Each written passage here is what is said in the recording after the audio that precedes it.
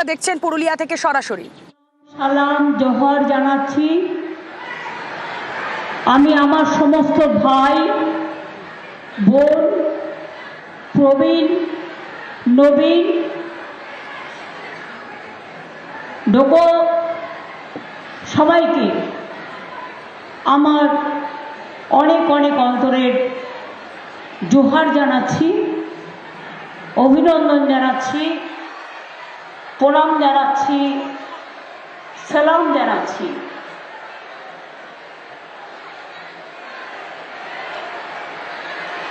মহাবীর জয়ন্তী আসছে। আমি সমস্ত জৈন সমাজকে আমার অনেক জিও और जीने दो জয় জিনেন্দ্র বলছি। জিও और जीने दो জয় জিনেন্দ্র বলছি। আগাম শুভ নববর্ষ জানাচ্ছি সবাইকে। আমার এখানে প্রার্থী সন্ধ্যারানী টুডু, আমাদের এখানে সুজয় ব্যানার্জি, জেলা সভাপতি রাজীব লোচন শর্মা, জেলা পরিষদের সভাধিপতি নিবেদিতা মাহাতো, আমাদের দেবেন্দ্র মাহাতো, দিলীপ পাত্র, নিরঞ্জন মাহাতো, সুভাষ মাহাতো, অশোক মাহাতো, অপূর্ব সিংহ, প্রসেনজিৎ মাহাতো, ভক্তরঞ্জন পাণ্ডে, শান্তিগোপাল, মনসুর আলী, ধরম ব্যানার্জি, চরণ দাস, কৃষ্টি মাহাতো সহ আরও অনেকে উপস্থিত আছেন। আপনাদের সকলকে আমার অনেক অভিনন্দন। আমি জানি এত প্রচণ্ড গরমে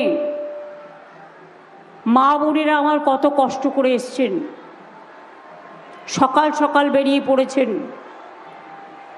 এমনিতেই পুরুলিয়া জেলা যেমন সুন্দরী জেলা, রূপসী বাংলা, তেমনি পুরুলিয়া জেলার রোদ্দুরে কাঠ ফাটা রোদ্দুর, জমিগুলো সব লাল মাটি, চাষের জমি খুব কম ছিল আগে, পুকুর কাটাও কম ছিল।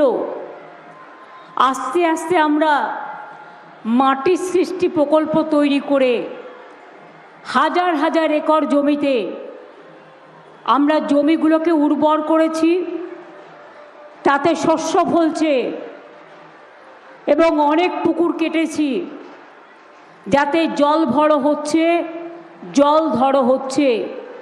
তাছাড়াও পানীয় জলের সমস্যা আছে।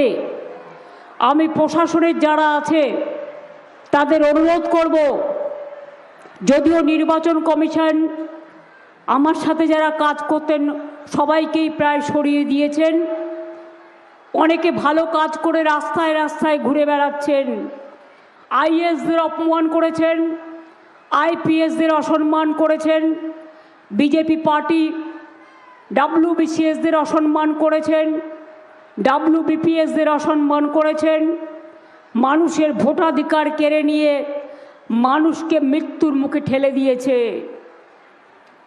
আমি তাদের ধিক্কার জানাই।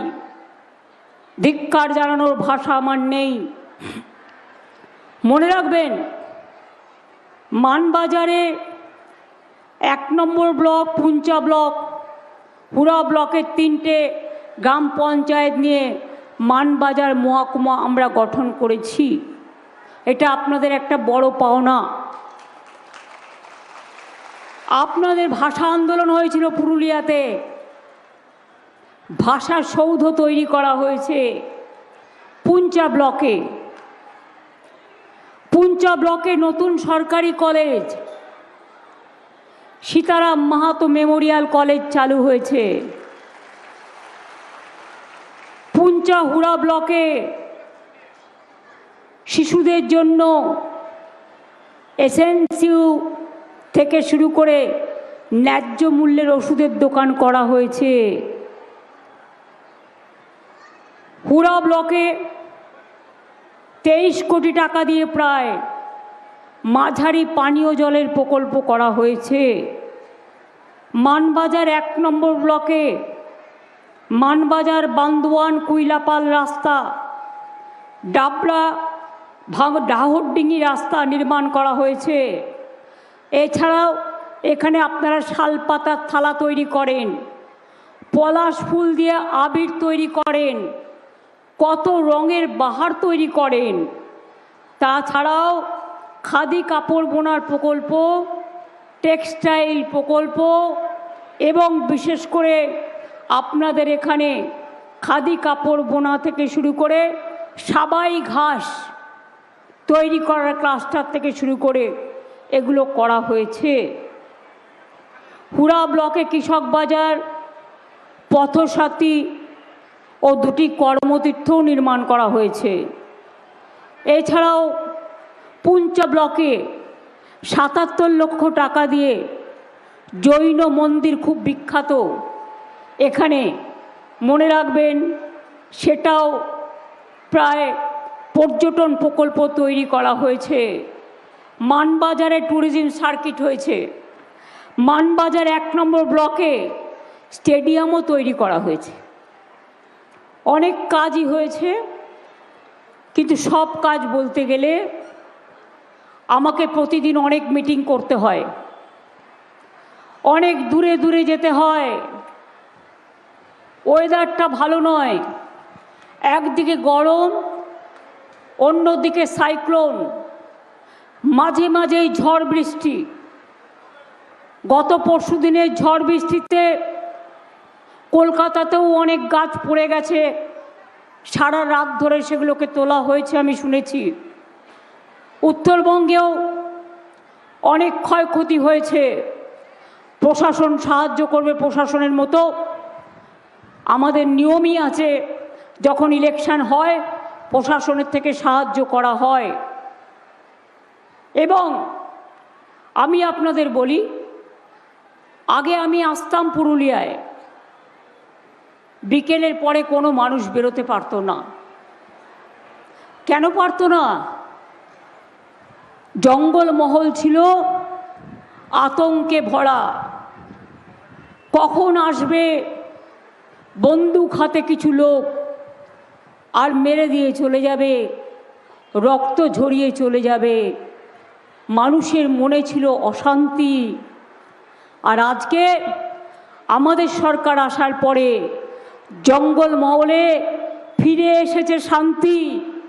মনে রাখবেন, এক সময় বছরে 400 লোক মারা যেত, খুন হয়ে যেত জঙ্গলমহলে।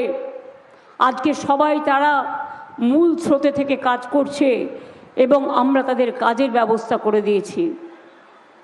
আমি যখন প্রথম ঝাড়গ্রামে গেলাম মিটিং করতে, ঝাড়গ্রাম জেলায়, আমি সেদিনই সিদ্ধান্ত নিয়েছিলাম বিনা পয়সায় চাল আগে ট্রাইবেলদের প্রত্যেকটা পরিবারের হাতে তুলে দেওয়া হবে। কারণ আমার অভিজ্ঞতায়, আমি যখন ছাত্র যুব রাজনীতি করতাম, আমি একদিন লুকিয়ে বাইকে করে বেলপাহাড়ি গ্রামে গিয়েছিলাম। আমি গিয়ে দেখেছিলাম একটা জায়গায় কড়াইতে কালো কালো রঙের কিছু ফুটছে। আমি জিজ্ঞেস করলাম, এটা কি হচ্ছে, এটা কি রান্না হচ্ছে? বলল, আমরা সপ্তাহে 2 দিন খেতে পাই, আর বাদবাকি 5 দিন আমরা জঙ্গল থেকে কালো পিঁপড়ে ধরে নিয়ে আসি। সারা গায়ে ছাপকা ছাপকা দাগ, পিঁপড়ের কামড়। তারা পিঁপড়ে আর গাছের শিকড় খেয়ে থাকতো। তখনই আমি সিদ্ধান্ত নিলাম, না, এটা চলতে পারে না। রাস্তা করতে হবে ওদের জন্য, খাদ্য তুলে দিতে হবে, কর্মসংস্থান করতে হবে, স্বাস্থ্য দিতে হবে, শিক্ষা দিতে হবে, শান্তি দিতে হবে, খেলাধুলার ব্যবস্থা করতে হবে। তাই আপনারা এখন সবাই বিনা পয়সায় রেশন পান, পান কি পান না? খাদ্যসাথী পান বিনা পয়সায় রেশন, পয়সা দিতে হয় না। স্বাস্থ্যসাথী পান 5 লক্ষ টাকা পরিবার প্রতি, আপনাদের পয়সা দিতে হয় না। কখনো কখনো দিল্লির ওই বিজেপির যারা মিথ্যে কথা ছাড়া একটাও সত্য কথা বলে না, তারা বলে आयुष्मान भारत कार्ड ने नहीं दिया, क्यों देगा? आयुष्मान भारत करने से किसका फायदा होगा? কারো বাড়িতে যদি একটা স্মার্ট কার্ড থাকে পাবে না,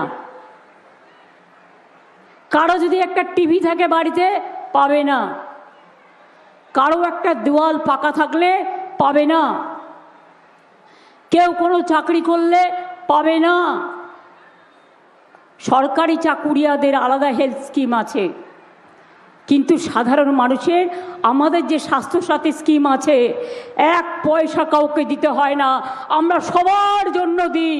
আমরা বলি না তোমার কাঁচা বাড়ি না তোমার পাকা বাড়ি, তুমি হিন্দু না তুমি মুসলমান, তুমি শিখ না তুমি খ্রিস্টান, তুমি কুর্মি না তুমি মাহাতো, না তুমি কুম্ভকার না তুমি বাউরি, না তুমি বাগদা না তুমি টুডু, না তুমি লোধা না তুমি হাসদা, না তুমি সবর না তুমি সাহা, না তুমি ব্যানার্জি না তুমি মিত্র ঘোষ, না তুমি যে কোনো টাইটেল হতে পারে। আমরা মানবিকতার স্বার্থে লক্ষ্মীর ভাণ্ডার যে মা বোনেরা পান, আর যারা দরখাস্ত করেছে আবার নতুন করে তাদেরটা প্রসেসে চলছে, তারাও পেয়ে যাবেন। কিন্তু আপনারা আমাকে বলুন যে আপনারা লক্ষ্মীর ভাণ্ডার পান? আপনারা চান সারা জীবন লক্ষ্মীর ভাণ্ডার পেতে?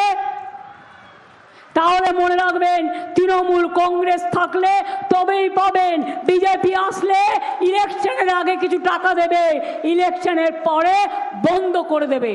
1 দিন চান না 365 দিন চান, 5 বছর চান, সারা জীবন চান? আমরা লক্ষ্মীর ভাণ্ডার সারা জীবনের জন্য করে দিয়েছি।